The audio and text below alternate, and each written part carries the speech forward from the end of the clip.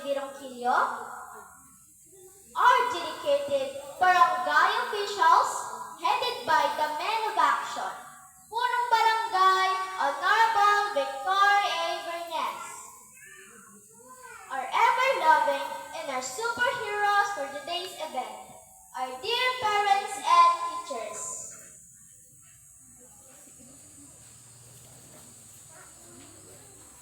The modeling school heads of this institution, Mata Marisa L. Disamito,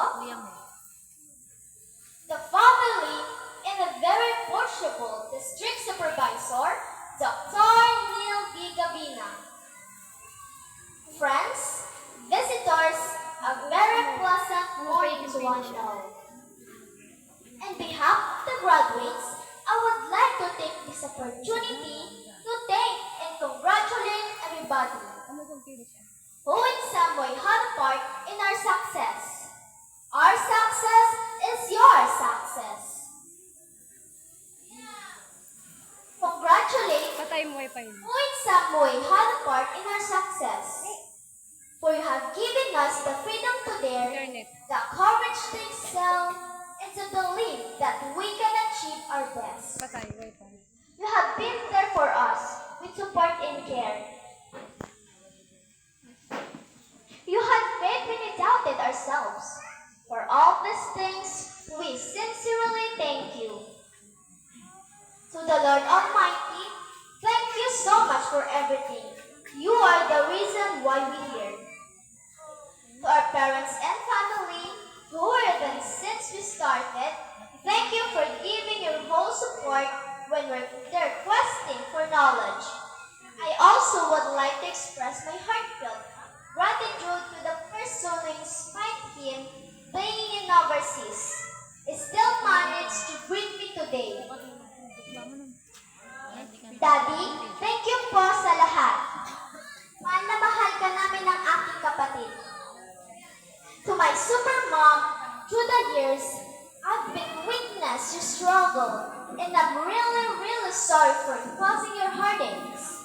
Sometimes, thank you so much for being strong for us with my brother Ethan. I know being my mother, at the same time, being my father was not easy. The stage of victory is yours, Mom. To our dear teachers who taught us not only the lessons in our books, but also the lesson in my life. Thank you so much. Thank you for the friendship, patience, companionship, and effort that you exerted for the past years. Mom, sir, we are really sorry if sometimes we did not deep inside. We are grateful for every knowledge that you've been looking and shared to us.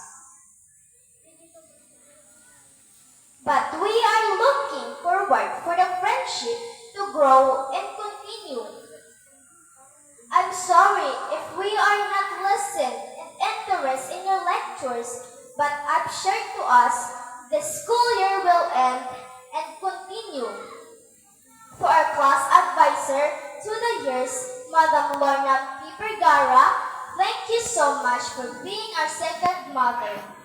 For 2 years, rest assured that whatever learnings you shared will always be remembered and stays in our heart. Time flies so fast. In few minutes, we are officially leaving our alma mater and will be living a new chapter of our lives. Fellow graduates, let us hand in hand take a path which will lead to us a brighter tomorrow.